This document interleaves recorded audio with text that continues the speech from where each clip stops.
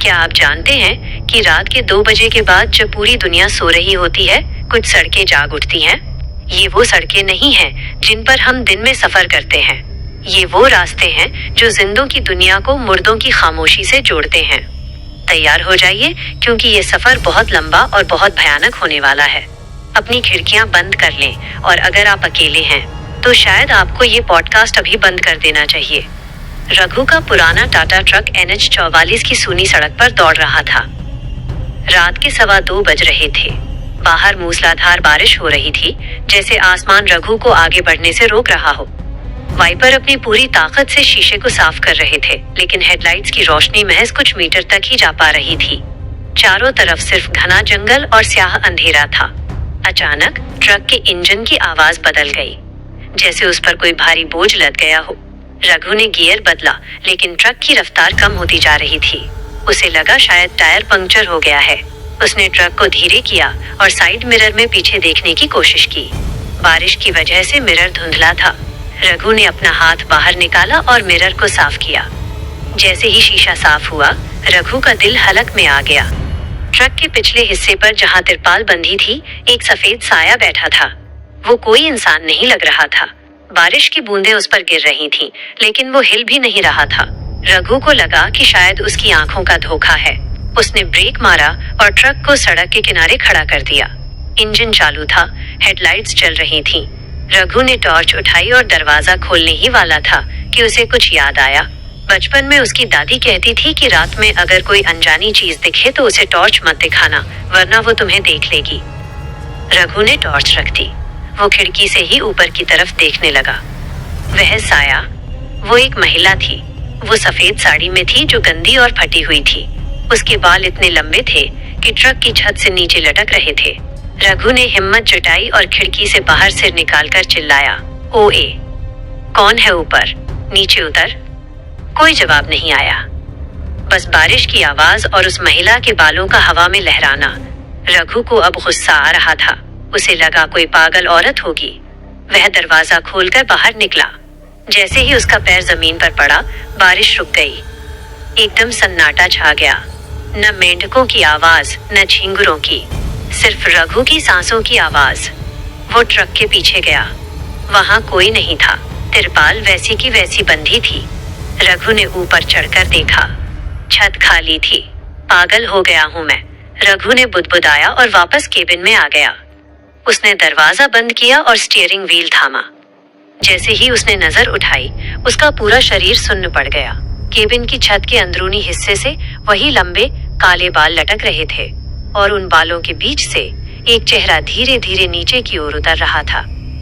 वह चेहरा वो इंसान का नहीं था। वो पूरी तरह से सड़ा हुआ था। खाल लटक रही थी और गालों पर गहरे गड्ढे थे, जैसे किसी ने उसे जिंदा नोच लिया हो।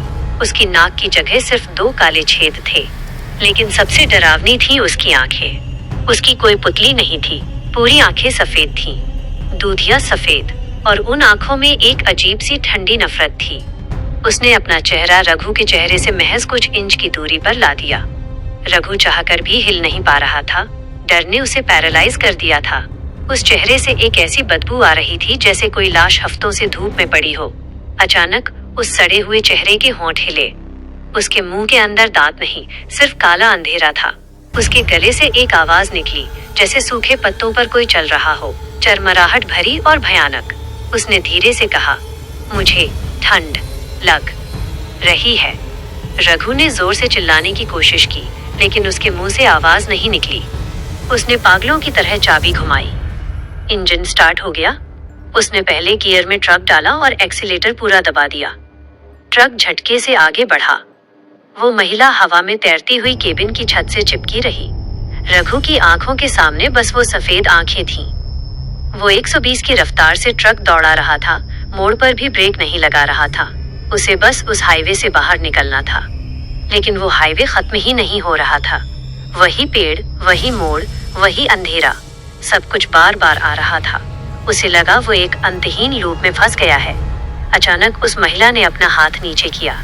उसके हाथ की खाल भी सड़ चुकी थी, हड्डियां दिख रही थीं। उसके नाखून काले और नुकीले थे। उसने वह हाथ रघु के गले की तरफ बढ़ाया। रघु ने स्टीयरिंग छोड़ दिया और उसके हाथ को रोकने की कोशिश की। उसका हाथ एकदम बर्फ जैसा ठंडा था। जैसे ही रघु ने उसे छुआ, उसके हाथ पर काले निशान पड़ गए। महिला ने अपना दूसरा हाथ रघु के चेहरे पर रखा और उसकी सफेद आंखें और ज्यादा चौड़ी हो गईं। वो जोर जोर से हंसने लगी।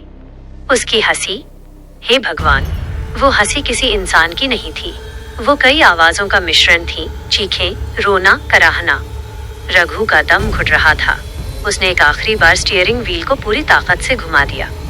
ट्रक अनियंत्रित होकर सड़क से नीचे उतरा और एक बड़े से बरगद के पेड़ से जा टकराया। धुआं उठ रहा था। रघु का सिर स्टीयरिंग पर था। खून बह रहा था। वह अधमरा सा था। उसने धीरे से अपनी आंखें खोली। ट्रक केबिन खाली था। वो महिला गायब थी। बारिश फिर से शुरू हो गई थी। रघु ने राहत की सांस ली। उसे लगा वो बच गया। वो रेंगते हुए दरवाजे की तरफ बढ़ा। दरवाजा जाम हो गया था। उसने खिड़की से बाहर देखा। दूर हेडलाइट्स की रोशनी में उसे एक मील का पत्थर दिखा। उस पर लिखा था NH-44 KM 666। रघु को याद आया, ये वही जगह थी जहां 10 साल पहले एक पूरी बस खाई में गिर गई थी और उस हादसे में एक महिला और उसके बच्चे की लाश कभी नहीं मिली थी। जैसे ही ये ख्याल उसके दिमाग में आया, उसे लगा कि उसके पीछे कोई खड़ा है। वह धीरे से मुड़ा। वही सफेद साड़ी वाली महिला अब ट्रक के पिछले हिस्से में बैठी थी। उसकी गोद में एक छोटा सा काला साया था, उसका बच्चा। महिला ने अपनी सफेद आंखों से रघु की तरफ देखा। अब उसके चेहरे पर वो सड़ा हुआ भाव नहीं था, बल्कि एक भयानक शांत मुस्कान थी। उसने धीरे से कहा, तारांकन साहब, मेरे बच्चे को बहुत ठंड लग रही थी। अब हम तीनों साथ चलेंगे। इस सफर में अब आप अकेले नहीं हैं। रघु के चिल्लाने की आवाज को बरगद के पेड़ ने अपने अंदर सोख लिया। अगले दिन पुलिस को हाईवे पर एक भयानक एक्सीडेंट मिला।